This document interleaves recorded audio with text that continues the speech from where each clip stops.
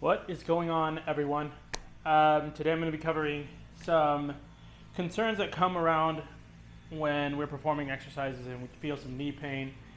This is supposed to be a mobility Monday, but when it comes to the knees, the joint is pretty straightforward, and generally you should have some relatively good knee pain outside of the event that you've had either surgery or any injuries that have occurred in the past.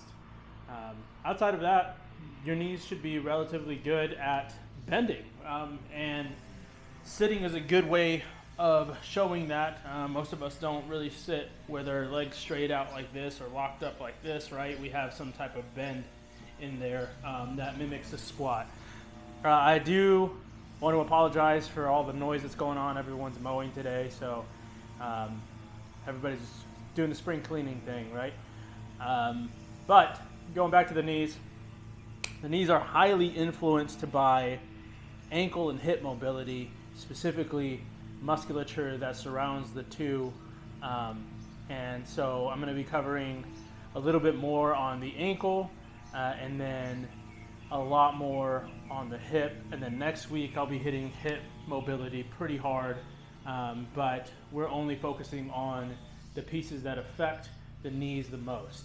And so with that, I want to ensure that you're aware when we're talking about the knee is influenced in multiple ways, and it's being pulled in all different directions by the abductors, the quads, and then in the same way it's influenced by your ankle mobility, right?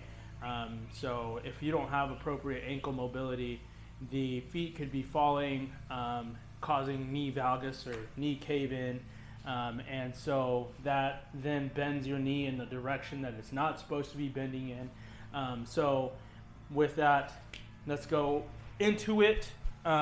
Starting with the ankle.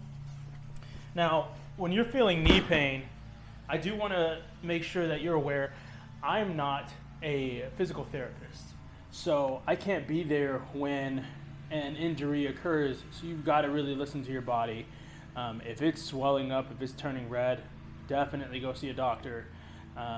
This is specifically for those that feel maybe like a dull pain during an actual exercise and not in your everyday life. So when you're doing the squat, maybe you feel some knee pain at the top of the knee, maybe some knee pain on the sides. But outside of that, when it's time to see a doctor, it is time to see a doctor, right? With that, the ankle highly influences the knee in that the tibia kind of spins inward as you're performing a squat, and so really to open up that ankle joint, what I like to do is I like to grab a band and then throw the band on top of my knee on the top side of my foot, take one solid step forward, and then I'm going to be performing it's essentially a joint opening. So I'm leaning forward, and just right now my ankle popped, and then coming back, and I'm holding that forward lean for about 5 seconds on each ankle. So I'll go 5, 4, 3, 2, and 1, and then come back, and then one more time, 5, 4, 3, 2, and 1, and I'll perform that anywhere between 3 and 5 sets, and then likewise, same. Do the other side. Take your solid step forward, get some tension in that band. You go for 5, 4, 3, 2, and 1. And then one more time. Let me readjust. 5, 4, 3, 2, and 1. And that should address any issues that are being caused by the ankle. Next, we're looking at the quads and mostly the hips.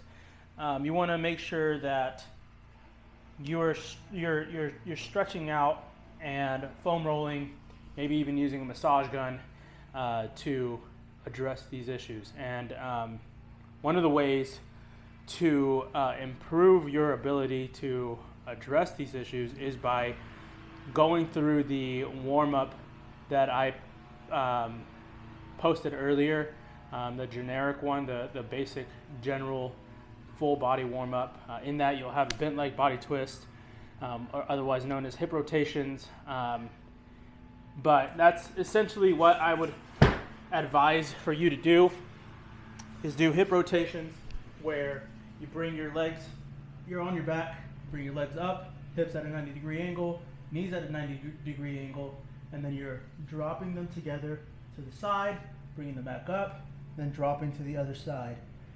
As you do this, you're going to be stretching out the key components of your hips that directly affect the knees and the direction that they're going in. So usually when we're